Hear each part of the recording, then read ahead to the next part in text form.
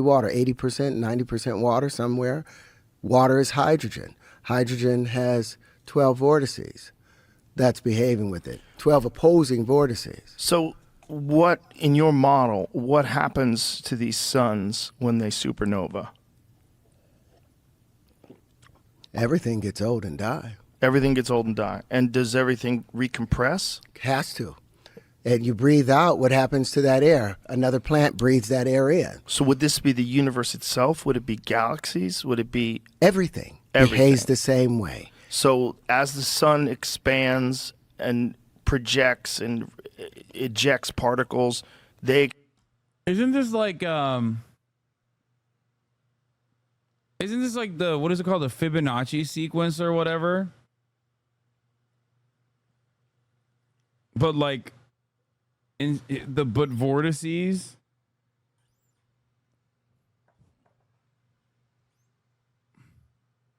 It's called science fiction. It's his own version of it.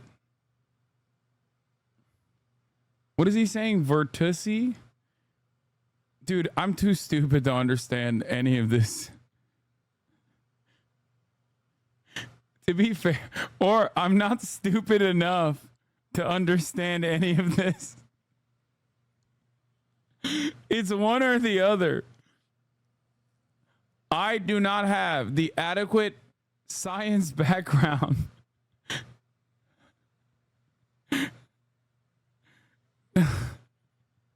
but also at the same time, I feel like I just haven't hit his frequency. You know what I mean? Like, if I was just a little bit dumber, I swear I would be like, yeah, it's making a lot of sense. Because, like, guys, this is, bro, I swear to God, this is exactly how stem cells and people who love debate and stuff get caught up in figures that they perceive as like charismatic. They don't have the appropriate knowledge in the field, so they just look at like a confident charlatan, preach sweet nothings to them, and if it makes sense, then it's like, oh yeah, this guy's actually brilliant. This is literally how it works. If I was like 35% dumber as far as science goes, maybe I can find myself listening to what he's saying and be like, yeah.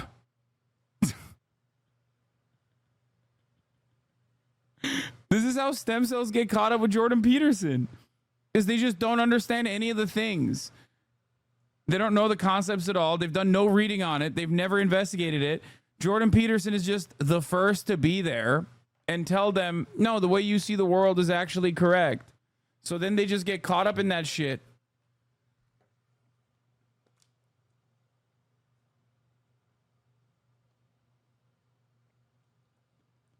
But this ain't my wheelhouse at all. Expand, they go further and further from the sun, and at a certain point, they come back. Well, at a certain point, what do they hit? There's other expanding stars and so like waves colliding. yes, And from retreating. the other star systems.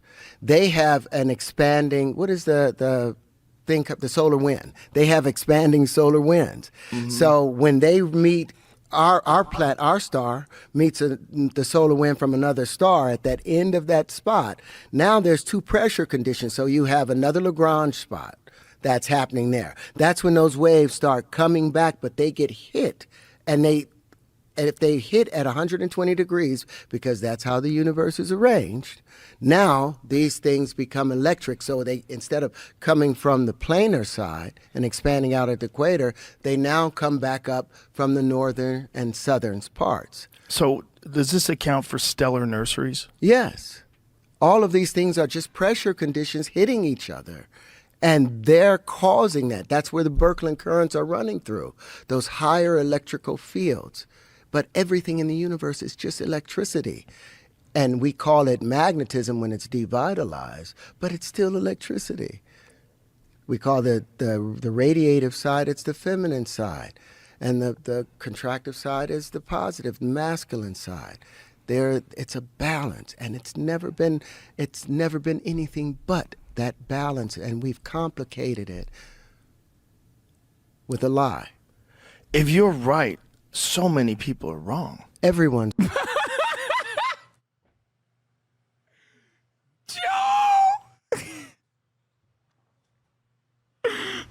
Dude, I gotta run that back, man. That's awesome. but that balance, and we've complicated it with a lie. If you're right, so many people are wrong. Everyone's wrong. Oh, That's awesome. God, Joe is back in his wheelhouse, dude. Just interviewing the nuttiest individuals. well, the universe backs me up, and I have the proof of it. You have all these physicists that's saying something different, but none of them have 97 patents. None of them have introduced a new form of Wait, this guy has 97 patents? For what? flight with unlimited midair bomb. He's introduced a new form of flight? What the fuck is he saying, bro? Bro, okay, listen, dude. The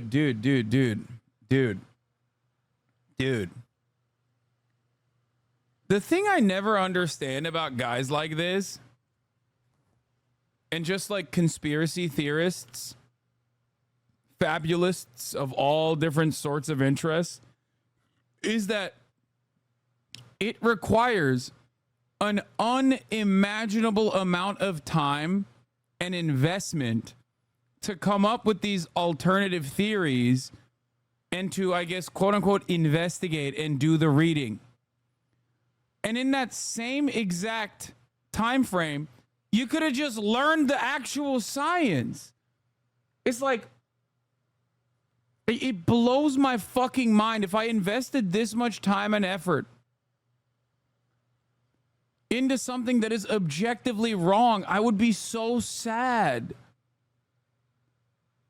I would be so fucking sad.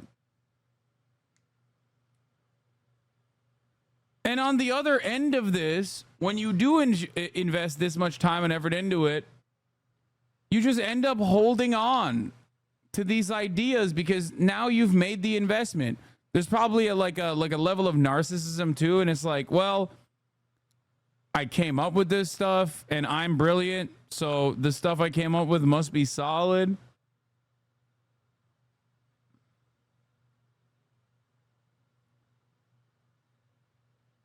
His patents? Oh God, we found his patents. Let's see.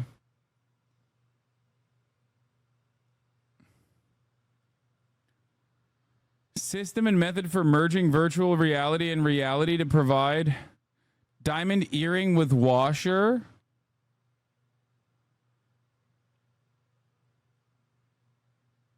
Diamond jewelry.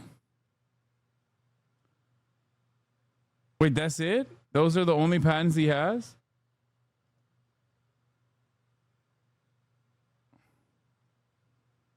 A diamond band made from solid diamond can be worn on any body part. Various pieces of jewelry are made from a diamond, such as a plate of chemical vapor deposition formed diamond.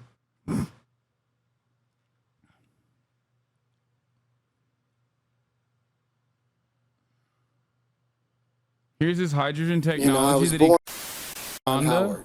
I've become an actor. I've been nominated for Oscars and Golden Globes and SAG Awards, but those weren't the things that really moved me. As a child, I studied chemical engineering at Pratt Institute, was there for 2 years until I saw that there was an inconsistency with the math there. And so I went out to explore a new way of understanding how the universe worked, and I was able to define the grand unified field equation they've been looking for and put it into geometry. And then with that geometry, I was able to put props on that. And what I'm saying is now we have invented a new form of flight that I would like to bring here to Uganda to replace the drones, to replace the helicopters, to replace the planes.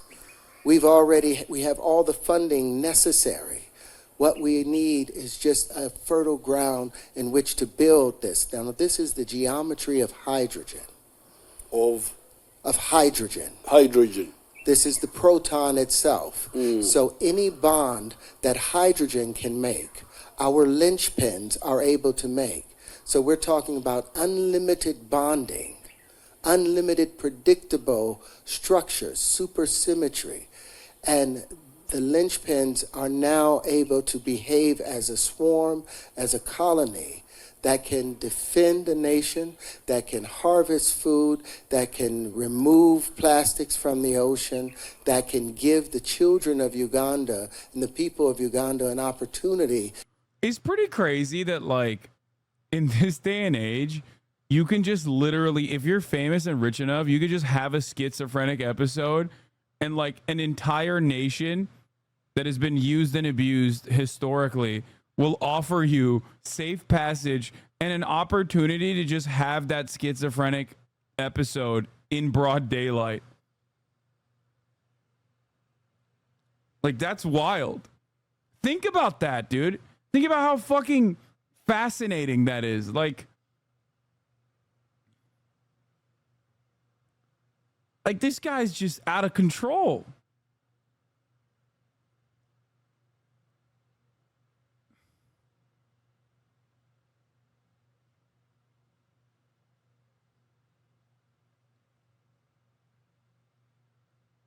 I'm not going to read his paper, dude. It's because I'm scared of the truth, okay? Bonding. None of them have discovered 4 supersymmetrical systems. This is what we've done. This is what the collective is able to do when you put yourself into the divine space.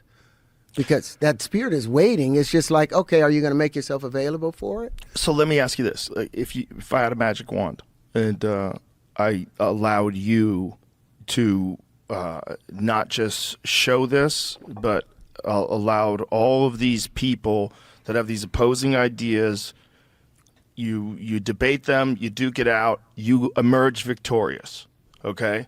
With this magic wand, and now people go, just listen to Terrance. What do we do? Well, then we write new axioms and new postulates based off the real wave conjugations. Now we adjust our understanding of our physics to fit natural phenomena. And then we are in balance with it, and we have to let go of the idea of this currency. We're the only creatures in the known universe that uses currency, that uses an indirect form of payment instead of a direct exchange. Look at this. Whoa. Okay, I'm going to be honest with you. Here's a take that you might not be ready for. Okay? Terrance Howard is basically living definitional proof that the way I see the world is correct, and the way you see the world is correct as well, that homeless people who are experiencing dire circumstances and have, like, you know, genuine mental health complications would be significantly better off if they had money and shelter. Because what he is saying here, after being able to take a warm bath and after being able to pay for an Uber ride over to the Joe Rogan compound, is identical to the fucking homeless guy down the street. The only difference is that homeless guy down the street is shitting in his fucking pants and is devoid of shelter. Okay? That's it. 1 to 1. Literally 1 to fucking 1. Every homeless person could be like Terrance Howard if they just had a house.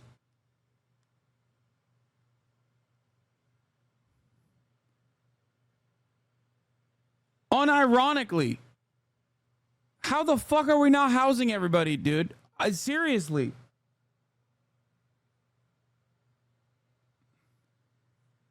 That is not a good thing. Yes, it is, bro. Yes, it is. Yes, it is. It absolutely is. Because to the outsider, like, he just seems like a normal guy. I had no fucking clue he was insane like this. Why?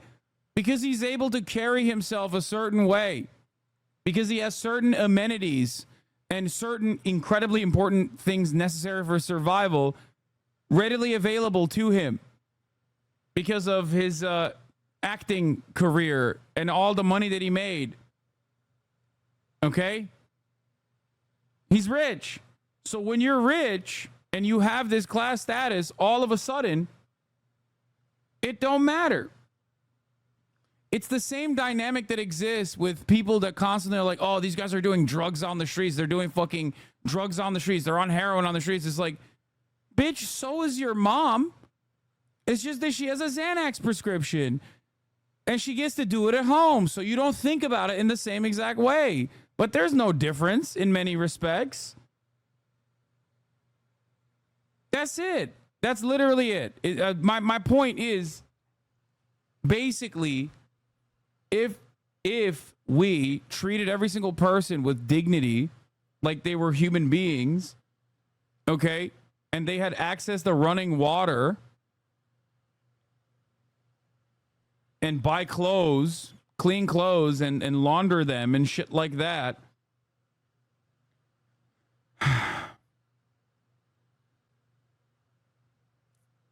ultimately, they could be just like Terrance Howard. It's not a good point. Nobody wants more influential people like Terrance. No, dude, I'm not saying that, like, you're missing the point I'm making. The point I'm making is that if Terrance Howard didn't fucking get super lucky and, like, you know, get into acting and make a shit ton of money, he would literally be no different than the dude that you look in the other direction of coming out of the fucking subway station, okay? I'm not saying that every homeless person is going to go on Joe Rogan and go to Uganda. My point is, there should be a base level there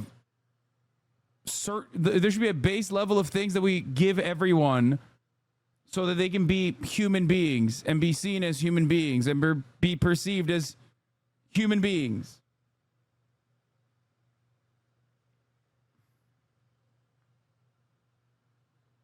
He would have more money if he just took the Iron Man 2 gig.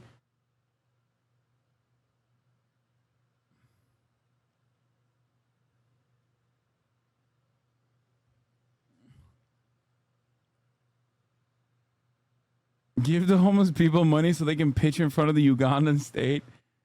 If you have to explain it, you've lost the war already, homie. I know.